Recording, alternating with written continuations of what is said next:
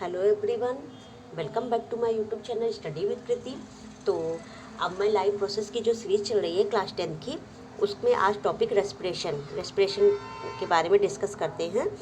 तो देखते हैं रेस्पिरेशन क्या होता है। देखो, रेस्पिरेशन और ब्रीदिंग दो चीज़ें होती हैं। रेस्पिरेशन और ब्रीदिंग दो चीज़ें। रेस्पिरेशन क्या होता है? ऑक्सीडेशन ऑफ, मतलब ग्लूकोज, जो ग्लूकोज को ऑक्सीडाइज कर दे वो होती है respiration, break down of glucose. और ब्रीदिंग क्या होती है? ब्रीदिंग होती है इनहेल एंड एक्सहेल।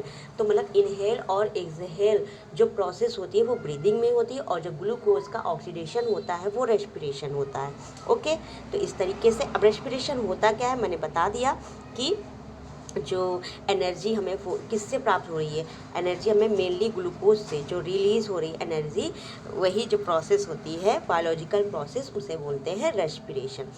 और उसके बाद में it occurs in every living cell and it's essential for life. तो ये जितने भी लिविंग सेल होते हैं उनके लिए ज़रूरी होती है, सबकी लाइफ के लिए बहुत ज़रूरी होती है।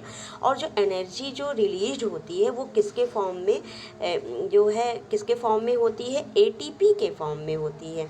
एटीपी के फॉर्म में एनर्जी होती है। और जो ये किसमें, अच्छा ये पता है आपको, माइटोकॉन्ड्रिया पढ़ा होगा क्लास 9th में। तो माइटोकॉन्ड्रिया क्या होता है? Power house of the cell. तो एटीपी उसी में स्टोर होता है, ठीक है, और एनर्जी हमें उसी से रिलीज होती है रहती है, ठीक है।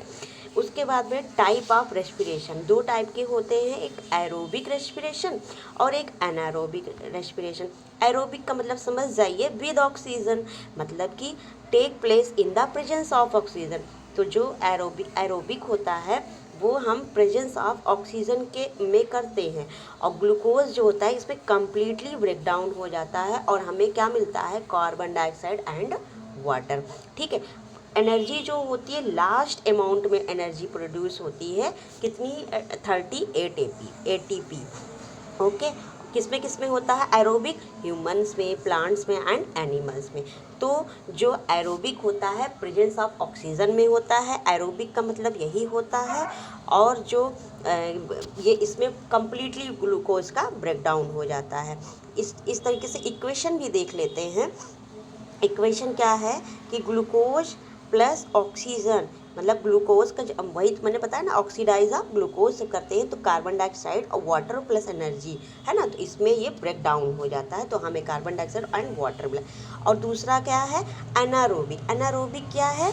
जो हम अब्सेंस ऑफ ऑक्सीजन में करते हैं, मतलब जिसमें ऑक्सीजन की ज़रूरत नहीं होती है, occur in the absence of oxygen.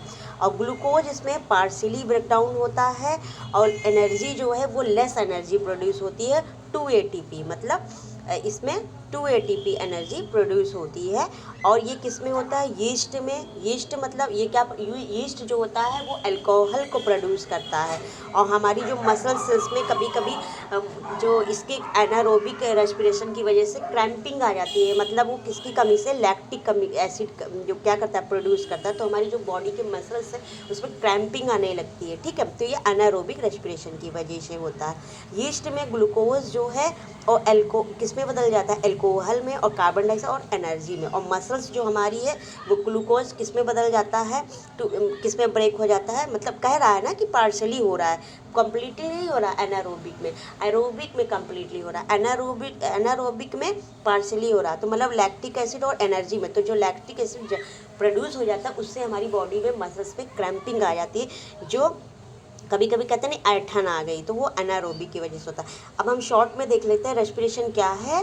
Glucose break down और मिलती है एनर्जी, और एनर्जी जो रिलीज होती है वो किसके फॉर्म में? एटीपी फॉर्म में, मतलब स्टोर होती है एटीपी फॉर्म में, और जिससे हमारी जो लाइफ प्रोसेस है उसमें यूज़ होता है। तो आज मैंने रेस्पिरेशन का ये मैंने डिस्कस किया है। तो अगर आपको वीडियो अच्छी लगी हो तो आप लाइक करें, शेयर करें एंड सब्सक्राइब करना।